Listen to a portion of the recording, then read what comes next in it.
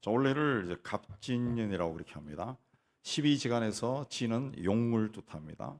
그래서 원래는 용의 해다 그 이야기하고 갑자는 푸른색을 뜻한다 그렇게 합니다. 그래서 갑진년 원래는 청룡의 해다.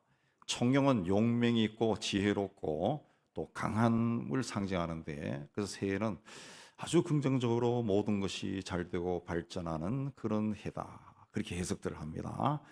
그러나 별 의미가 없는 말입니다. 왜냐하면 12지간에 색깔을 입힌 거는 뭐 붉은색이다, 검은색이다, 푸른색이다 입힌 거는 일본이 한 100여 년 전에 그 상업적인 목적으로 물건을 팔아먹으려고 그렇게 정했다고 합니다. 그래서 별로 의미가 없습니다. 용은 상상의 동물입니다. 우리나라에서 용은 상스러운 기운을 가진 존재로 주로 왕에 비유했습니다. 그래서 왕의 얼굴을 용안이라 하고 왕이 입는 옷을 용포라 하고 왕이 앉는 자리를 용상이다 그랬습니다. 그래서 용꿈을 꾸고 아이를 낳으면 큰 인물이 될 거다 뭐 그렇게 생각했습니다.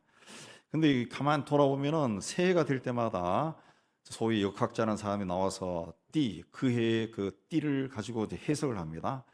한 번도 나쁘게 해석한 적이 없어요. 다 좋게 해석하고 그에 태어난 아이는 이러이러하기 때문에 다 잘 된다, 크게 된다 하는데, 그럼 우리나라에 다 잘 된 사람만 있어야 되는데 그렇지도 않잖아요. 다 미신이에요, 미신. 실제로 길하다고 했던 그 용해가 길하다 그러는데 1592년에 임진왜란이 일어났어요. 1952년 또 용해인데 이 땅에 전쟁이 가장 심할 때입니다. 모든 것이 다 파괴되네. 또 성경에서 용은 좋은 존재가 아니라 마귀와 사탄을 상징합니다. 상징이에요. 그래서 계시록 보면 마지막 때 잡혀서 무저경에 갇혀버리는 존재로 나옵니다. 예. 근데 이게 성경적으로 해석하면 별로 좋은 게 아니라는 거예요.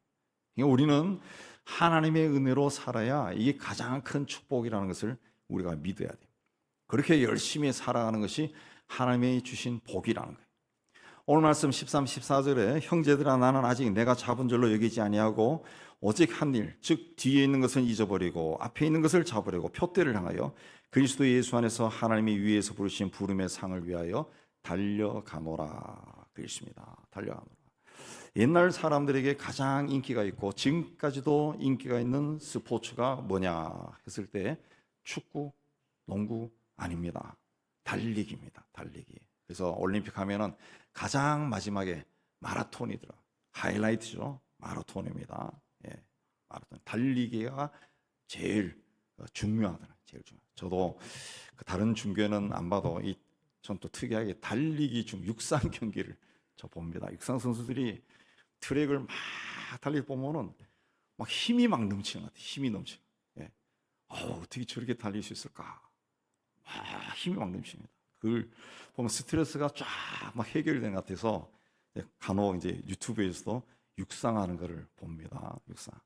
자, 이 고대 올림픽이 시작되었다는 그리스의 델포이라고 하는 것을 오래전에 한번 가본 적이 있습니다.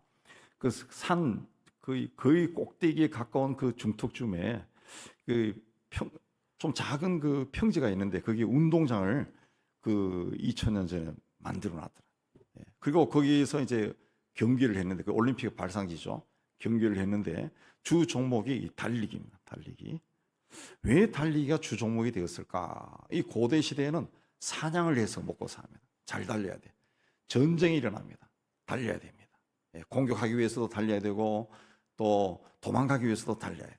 이 달리는 것이 고대 시대에는 생존에 필요했다라는 거죠. 사실 또 인간이 이 달리기를 해보면은 내가 살아있구나 하는 것을 막 온몸으로 느낍니다. 온몸에. 그냥 걸어 다니는 거하고는 또 다른 것 같아요. 달리기를 하면은 막 숨이 찹니다. 또 막 다리도 아프고, 때로는 좀 이렇게 오래 좀 달리면은 팔을 흔드는 것도 참 이 힘들어요. 때로는 들으면서 팔이 없으면 참 편하겠다. 이 생각이 들 정도로 이 팔을 흔드는 것도 쉽지 않아요. 이 달린다라고 하는 것은 바로 내가 살아있다라는 것을 온몸으로 체험하는 거예요. 인간이라는 존재 자체가 달리는 겁니다. 인생 자체가 달리는 거예요. 달리는 거예요. 그래서 한 자리에 멈추거나 주저앉아 버리는 것은 인간이라고 하는 정체성을 스스로 부인하는 것과 똑같은 거예요. 오늘 말씀에서도 바울은 자신을 달리는 사람이다. 그리고 성도들에게도 달려라. 그렇게 말했습니다. 이 달리기 위해서, 앞을 향해 달리기 위해서 우리는 어떻게 해야 되느냐? 첫째는 목표가 분명해야 됩니다. 12절에 내가 이미 얻었다 함도 아니요 온전히 이루었다 함도 아니라 오직 내가 그리스도 예수께 잡힌 바 된 그것을 잡으려고 달려가노라. 이미 얻은 것도 아니고 온전하게 완전하게 이룬 것도 아니다. 단지 그리스도 예수께서 나를 사로잡은 그것, 그 목적을 붙들기 위해 달려간다. 그렇습니다. 이 목적을 14절에 보면 표대다. 표대. 고대 시대의 경기장에 가면은 저 마지막 골인 지점에 큰 돌로 만든 큰 기둥을 하나 세워놨습니다. 그게 표대입니다. 표대. 스코포스라는 표대. 그걸 보고 전력 질주를 하는 겁니다. 달리기 할 때. 그걸 보고 막 뛰어가는 거예요. 바울이 말하는 표대는 구체적으로 12절에 보면은 온전함입니다. 온전함. 온전함은 영적으로 도덕적으로 완전해지는 겁니다. 완전해. 자, 이 예수를 믿었다 해서 영적으로 도덕적으로 예수를 믿는 순간에 완전해지는 게 아닙니다. 평생 거쳐가지고 조금씩 변해가는 거예요. 변해가는. 그냥 온전하다라고 하는 것은 그리스도인으로 사는 동안 점진적으로 변해가는 것이고 그리스도께서 재림하실 때 완전해지는 겁니다. 그래서 성경에 보면은 너희 구원을 이루라 그랬습니다. 이 표대를 13절에 보면 오직 한 일이다. 그래서 오직 한 가지 목표다. 그랬습니다. 달리기를 하는 선수는 목표 지점 외에는 눈을 두지 말아야 됩니다. 옆에서 뛰는 선수를 힐끔 쳐다보던가 혹은 응원하는 관중을 쳐다보면은 반드시 넘어지거나 뒤처집니다. 예. 그래서 가끔 그 육상 경기나 그런데 경기에 보면은 자기가 1등으로 이제 한 몇 미터 앞두고 내가 1등으로 들어가는구나. 그리고 거기에 이제 취해가지고 손을 막 들고 쫙 웃으면서 들어가는데 옆으로 2등으로 온 사람이 쏜사같이 들어가 버려요. 예. 누구를 의식하면은 뒤처진다는 거죠. 인생일도 마찬가지입니다. 목표가 많으면 성공하기 힘듭니다. 그래서 옛날부터 한 우물을 파라 그런 말이 있어요. 우리는 예수님께 붙잡혀야 돼요. 그래야 인생의 목표가 분명해집니다. 왜? 예수님이 우리를 구원하셨어요. 예수 때문에 우리는 하나님을 아버지라고 부르고 하나님의 자녀가 되었어요. 그리고 우리가 그리스도인이다, 기독교인이다 말하는 것은 예수를 따라가는 사람이라는 뜻이에요. 예수를 따라가는 사람은 예수님의 삶을 본받아야 해요. 예수님의 인격과 품성을 본받아야 됩니다. 그러나 우리가 세운 목표가 분명히 있다 할지라도 때로는 목표가 멀리 보입니다. 때로는 보이지 않을 때도 있어요. 고등학교에 들어가면 1학년에 들어가면은 이제 선생님들이 다 그렇게 이야기합니다. 이제 3년 열심히 해라. 부지런히 해라. 그러면 너희들이 원하는 곳에 갈 수 있다. 그지만은 3년이라는 기간이 고등학생들, 그 학생들 16, 17 되는 아이들에게는 굉장히 멉니다. 굉장히 멀어요. 그래서 꾸준하게 한다는 것이 굉장히 힘들어요. 그러나 그 중에도 꾸준하게 하는 사람들이 있죠. 대부분이 고3이 다 돼가지고 하다가 자기들이 원하는 결과를 얻지 못하는 경우가 참 많아요. 목표가 아무리 멀리 있어도 목표는 분명히 있습니다. 그러므로 마음을 다잡고 계속 달려가야 돼요. 넘어지거나 쓰러질 때나 시험에 들고 실망하고 낙심할 때도 주님을 바라보고 달려야 돼요. 목표가 뚜렷한 사람은 어떤 공경에도 실망하지 않습니다. 폭풍우 속에서도 등대를 발견할 수 있고 등대를 발견하면 희망이 생기는 거예요. 그러므로 우리는 목표에서 눈을 떼지 말고 달려야 돼요.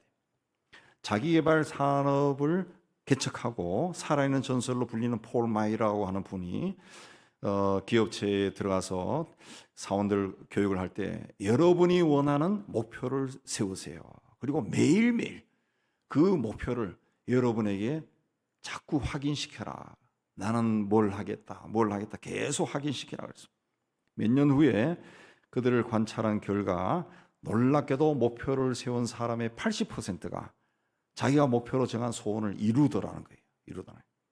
또 살펴보니까 목표 없이 사는 사람도 60%가 되더라는 거예요. 인생을 낭비하는 사람, 시간만 낭비하는 사람이 27%고 그냥 어느 뭐가 되고 싶다고 생각만 하고 사는 사람이 한 10%. 목표를 세우고 전진하는 사람은 3%랍니다. 100명 중에 3명만 목표를 세우고 꾸준히 달려갔다 그랬습니다. 빌립보서를 쓸 당시에 바울은 감옥에 있었어요. 그때 그의 나이는 60이 넘었습니다. 60대 초반 중반으로 봅니다. 그리고 얼마 후에 그는 순교합니다. 인생에 달려갈 길을 다 달린 사람이 더 이상 달릴 곳이 없어요. 또 달린다고 하는 것을 목표를 정하고 성공하는 것으로 말한다면 바울은 이미 성공한 사람에 속합니다. 젊어서부터 당시 유명한 가말리엘 선생 밑에 수제자로 교육을 받았습니다. 총망받는 납비고 또 학자였습니다. 또 당대 세계 최고의 헬라 로마 문화에 익숙한 사람이었습니다. 그리스도인이 된 후에는 빌립보, 에베소, 갈라디아, 고린도 등등의 교회를 세울 정도로 선교 열매도 풍성했습니다. 또 곳곳에 있는 교회 신앙을 지도하는 편지를 보내서 많은 교회와 성도들을 든든히 세웠습니다. 영적으로 보거나 세상적으로 보더라도 성공한 사람입니다. 그러나 바울은 나는 아직 내가 잡은 줄로 여기지 아니하고 곧 내가 어느 정도 성취한 것으로 보지 않고 지금까지 이룬 일, 즉 뒤에 있는 것은 다 잊어버리고 앞에 있는 것을 잡으려고 오늘 또 달린다 그랬습니다. 이런 바울의 고백에는 인생에 대한 그의 가치관이 담겨 있습니다. 곧 그는 삶의 목표를 세상에서 어떤 일을 이루고 성공하고 자기의 이름을 내는 것에 두지 않았다는 거예요. 그의 목표는 주님 앞에 서는 겁니다. 그래서 그는 이 땅에서 삶이 다하는 그날까지 멈추지 않고 달려가겠다 그랬습니다. 이 달린다, 이 원어 디오코라는 뜻은 잡기 위해 빠르게 달린다. 굶주린 사냥개가 또 맹수가 먹잇감을 발견하고 그 먹잇감을 잡기 위해 맹렬하게 달려가는 것을 이 달린다 그런 뜻입니다. 이 달린다라고 하는 것은 뭐 조깅을 할 때 또 뭐 자기 신체 컨디션이나 여러 가지들을 생각하면서 속도를 조절하면서 달리다가 걷다가 쉬다가 이렇게 하는 것이 아니라는 거죠. 줄뚱살뚱 모르게, 줄뚱살뚱 모르고 한눈 팔지 않고 목표를 향해 막 달리는 겁니다. 바울은 표대를 향해 그렇게 달려야 된다 그랬어요. 부름의 상을 위해 달린다 그랬어요. 그러므로 이 땅에서 살아있는 동안 그 달림을 멈출 수가 없다 그랬습니다. 계속 달린다는 거죠. 우리 그리스도인들은 나를 향해 천국문이 열리는 그 순간까지 달려야 됩니다. 새해는 주님이 주시는 비전을 보고 목표를 분명히 세우고 끝까지 달려가기를 주의 이름으로 축복합니다. 두 번째는 위의 소리, 곧 하나님 말씀에 귀를 기울여야 된다 그랬습니다. 14절에 그리스도 예수 안에서 하나님이 위에서 부르신 부름의 상을 위하여 달려가노라. 위에서 부르셨다라고 하는 것은 하늘에서 부르셨다, 하나님이 부르셨다 그런 뜻입니다. 예수 안에서 하나님이 나를 부르셨다 그랬는데 이 말은 내가 예수를 믿게 된 것은 내 의지가 아니라 하나님이 부르셨기 때문이다 그런 뜻입니다. 우리는 하나님이 세상에 보내셔서 이 세상에 왔어요. 또 하나님이 우리를 불러서 예수를 믿은 자가 되었어요. 그러므로 우리에게는 하나님이 우리를 세상에 보내시고 또 예수 안에서 우리를 부르신 뜻이 있다는 거예요. 하나님의 목적이 있고 계획이 있다는 거죠. 그걸 소명이라고 합니다. 소명. 우리는 내가 받은 소명, 나를 향한 하나님의 부르심이 무엇인지 이걸 알아야 됩니다. 알아야 돼요. 그러기 위해서는 하나님이 하늘에서 나를 부르신 소리를 들어야 돼요. 하나님의 음성, 하나님의 말씀을 들어야 되는데 누가 그걸 들을 수 있습니까? 신명기 26장 17절에 보면 내가 오늘 여호와를 내 하나님으로 인정하고 하나님을 인정하는 그 도를 행하고 그의 규례와 명령과 법도를 지키며 그 소리를 들으라. 그 소리를 듣는다는 것은 하나님이 계신다는 것을 인정하고 그분이 하신 말씀을 다 듣고 순종한다는 겁니다. 그렇게 하기 위해서는 땅의 것이 아니라 하늘을 바라봐요. 하늘을 바라봐요. 그래야 나에게 주시는 하나님의 말씀을 들을 수가 있는 겁니다. 그렇게 하기 위해서는 뒤에 있는 것은 잊어버려라. 뒤에 있는 것은 땅에서 일어났던 일들입니다. 잊어버려라. 더 이상 염려하지 말라. 망각해라. 그런 뜻입니다. 경기장에서 달리는 선수는 조금 전에 자기가 달린 그 코스를 돌아보면 안 됩니다. 앞으로 달려갈 코스만 바라보고 전력 질주해야 됩니다. 인생도 마찬가지입니다. 과거에 얽매여 있으면 절대로 앞으로 나가지 못합니다. 우리의 과거에도 실패했던 거, 또 슬펐던 거, 괴롭던 거, 쏟고 비난받고 조롱받았던 일도 있고, 누군가 원망했던 일도 있고, 가난하고 질병에 시달렸던 그런 과거도 있습니다. 반면에 성공했던 거, 또 주의 나라와 교회를 위해 충성하고 봉사했던 거, 수고했던 거, 헌신한 것들도 있습니다. 내세우고 자랑만 하는 것도 있다는 거죠. 그러나 다 지나간 거예요. 내가 지금 인생길을 달려가는데 도움이 되지 않습니다. 성경에 보면 과거에 집착했다가 망한 사람들이 많이 나옵니다.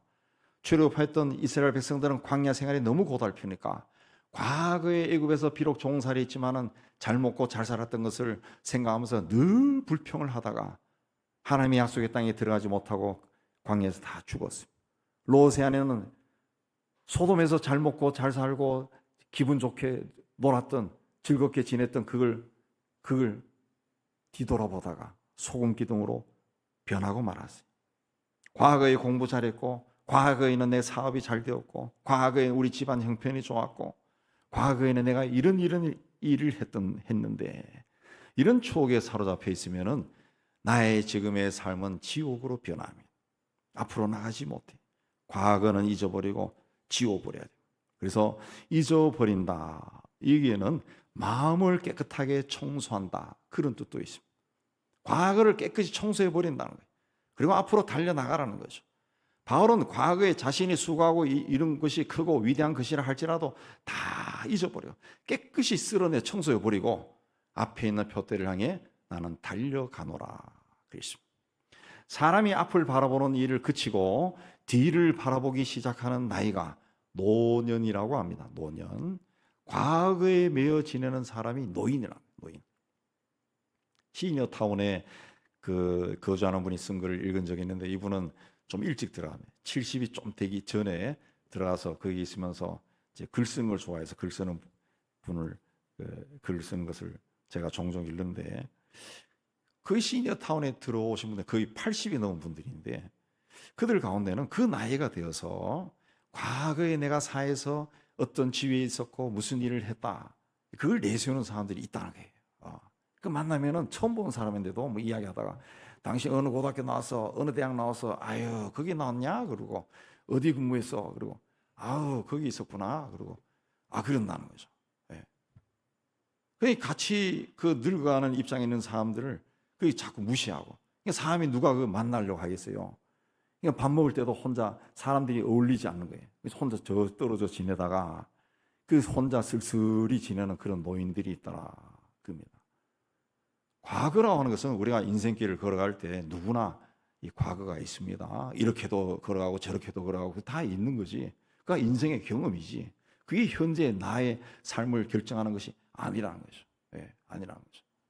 다 과거에 무엇을 했든 요 타운에 들어와 있으면, 공동체에 들어와 있으면 다 똑같다는 거지. 오늘 내일 세상을 떠나는 사람도 있고, 여기 있을 동안에 서로 덕담하고 축복하고 그렇게 살아야 되지 않겠냐. 그렇습니다. 15절에 그러므로 누구든지 우리 온전히 이룬 자들은 이렇게 생각하라. 온전히 이룬 자는 믿음이 성숙한 자라는 뜻입니다. 예수님의 성품과 삶을 닮은 자를 말합니다. 온전히 자는 이렇게 생각하라. 뭘 어떻게 생각해요? 과거를 잊어라. 그리고 표대를 향해 달려가라. 이런 생각을 가지라는 거죠. 바울의 목표는 그리스도의 삶과 인격과 성품을 담는 거예요. 근데 자기를 보니까 아직 이루지 못했다는 거예요.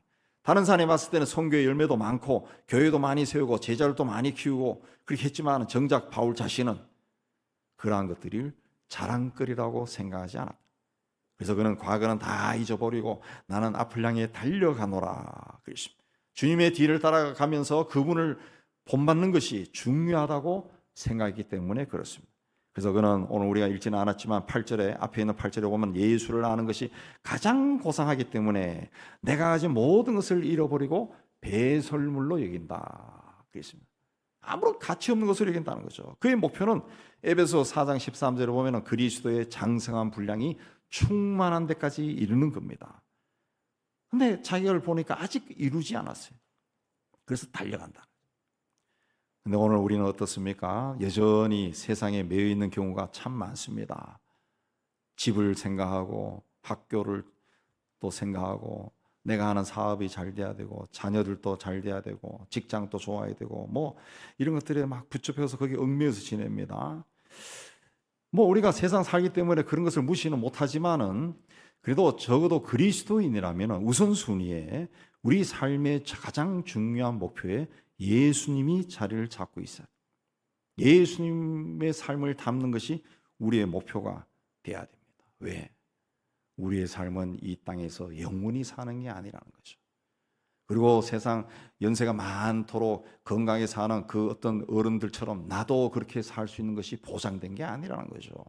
아니라는 거죠. 요즘 가끔 신문에 나오지만은 뭐 어떤 판사가 뭐 운동화 들어갔다가 갑자기 죽었다 그런 이야기도 있고 언제 어떻게 될지 알 수가 없어요. 그래서 가장 중요한 가치는 예수님을 닮아가는 거죠. 내가 오늘 또 주님을 닮기 위해 이렇게 생각하고 이런 말을 하고 이렇게 행동하다가 어찌해서 주님 앞에 가도 그게 부끄럽지 않은 거죠. 부끄럽지 않아요. 그래서 주님 앞에 갈 때까지 계속 달려야 돼요. 새해는 땅의 소리가 아니라 위의 소리를 듣고 앞을 향해 달려가는 여러분 되시기를 주의 이름으로 축복합니다. 세 번째는 끝까지 달려라. 끝까지 달려라. 인도의 선교사로 유명한 큰 업적을 남긴 스탠리 존스가 초기에 복음을 전했지만은 사람들이 주님 앞에 나오지 않습니다. 그래서 굉장히 실망해서 하나님께 하소연했습니다. 하나님 너무 힘듭니다. 나는 이렇게 노력하지만 열매가 없습니다. 이제 지쳤습니다. 살려주세요. 도와주세요. 그때 하나님께서 그에게 존스야, 너희 집 정원에 사과나무가 있지 거기에 사과가 열렸냐? 아닙니다. 그저 하나님 말씀하시기를 아직 때가 되지 않았기 때문에 그 사과나무에 사과가 열리지 않은 거야. 그러나 그 나무의 뿌리가 땅속에 깊이 박혀 있고 나뭇잎이 태양빛을 받는다면 언젠가 열매가 열리지 않겠니? 너 사에게 지금은 열매가 없는 것 같지만 언젠가는 열매가 열릴 것이다 하고 격려해 주었습니다. 그 후에 그는 마음을 다잡고 사역을 열심히 한 결과 인도 선교회 아니 세계 선교 역사에 업적을 남기는 귀한 인물이 되었어요. 신앙이 성숙해진다는 것은 주님을 그만큼 많이 닮았다는 뜻입니다. 그래서 그걸 신학적으로 성화라 그럽니다. 성화. 우리가 다 똑같이 하나님을 믿지만은 또 하나님의 자녀고 하나님의 아버지라 하지만은 여기 있는 모든 성도들이 다 신앙의 성수도가 다 다르다는 거죠. 모든 사람이 다 경건한 신앙, 예수 우선주의로 살지는 않는다는 거죠. 예수를 믿은 시간이 갔고 세례받은 날짜가 갔다 할지라도 세월이 흘렀을 때 똑같은 수준에 이르지는 않습니다. 어떤 사람은 꾸준히 달려서 앞서가지만은 어떤 사람은 여전히 하나님과 세상 사이를 오락가락하기 때문에 아직도 출발점 근처에 머물러 있는 사람이 적지 않다는 거죠. 주님을 닮지 못했다는 거죠. 우리가 계속 달려야 하는 이유는 하나님이 주실 상을 받기 위해서입니다. 상은 경기장에 들어섰다고 해서 선수복을 입고 경기장에 들어섰다 해서 상을 주지 않습니다. 끝까지 달린 자에게 줍니다. 끝까지 달린 자에게 주는 대표적인 그 경기가 마라톤 아닙니까? 마라톤은 뭐 우승한 사람뿐만 아니라 끝까지 달려 10시간에 걸려서 들어온 사람에게도 상을 준다. 그러므로 우리가 현재 어느 자리에 있든지 계속 달려야 됩니다. 16절에 오직 우리가 어디까지 이르렀든지 그대로 행할 것이다. 지금까지 하던 대로 하라 그랬습니다. 머무르지 말고 계속 달려라 그랬습니다. 인생 살다 보면은 힘들고 어려운 일 만날 때가 있습니다. 고난을 겪을 때도 있습니다. 시련의 자리에 설 수도 있습니다. 그러나 우리가 믿음의 사람이라면 그 자리에서도 믿음으로 이겨나가야 돼요. 좌절하지 말고 하나님을 믿고 달리는 거예요. 내 삶이 다하는 그날까지 달린다는 거죠. 시련이 있으면 축복도 있다는 것을 믿고 어떤 일이 있어도 포기하거나 주저하거나 또 낙심하지 말고 절망하지 말고 끝까지 달려가요. 그게 그리스도인입니다. 작년 5월에 86세로 세상을 떠난 정광진 변호사가 있습니다.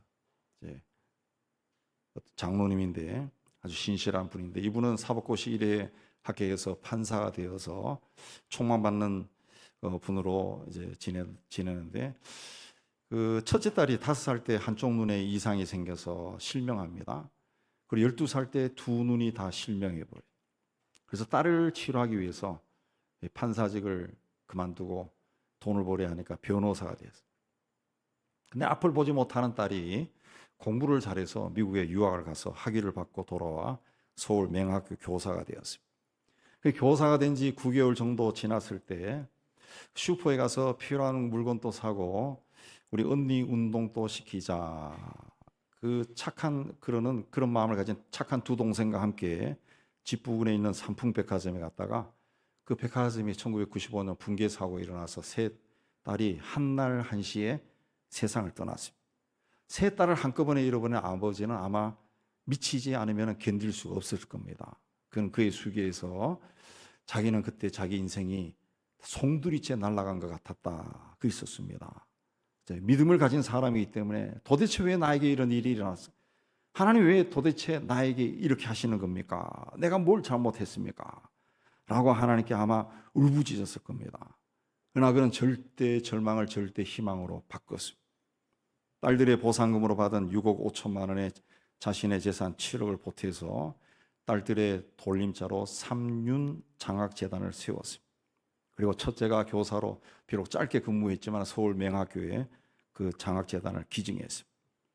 지난 한 25년 정도 그 장학재단을 통해서 수천 명의 시각장애인들이 그 장학금을 받아서 공부하고 유학도 가고 대학 교수가 된 사람도 있고 학교 선생님 된 사람이 참 많답니다.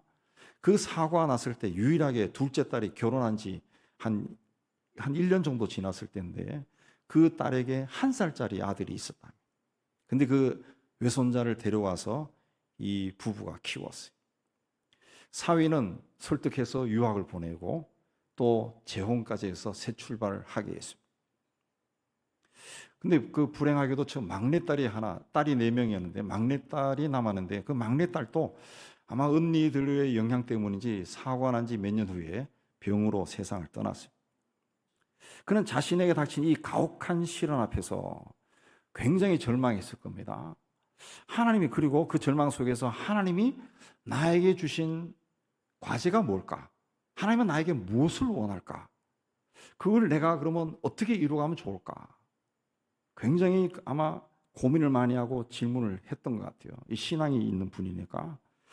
그래서 그는 먼저 떠난 딸들이 세상의 빛이 되어서 세상에서 잊혀지지 않는 것이 참 좋겠다. 그 생각에서 장학재단을 세운 겁니다. 장학재단. 그래서 수천 명의 가난한 장애인들에게 희망의 빛을 지금도 비추고 있습니다. 그리고 딸이 남긴 유일한 혈육, 그 1살짜리 아이가 온전하게 성장하도록 하는 겁니다. 하는 것이. 예. 그래서 제가 자료 찾아보니까 그때 1살이었던 이 손자가 그 29이 되어가지고 할아버지 상가에 상주 노릇을 하더라. 그 기사도 어디 나와 있더라고요. 예. 아주 점잖게 성장이고 아주 훌륭한 청년으로 자라서 그걸 하더라. 그 있습니다.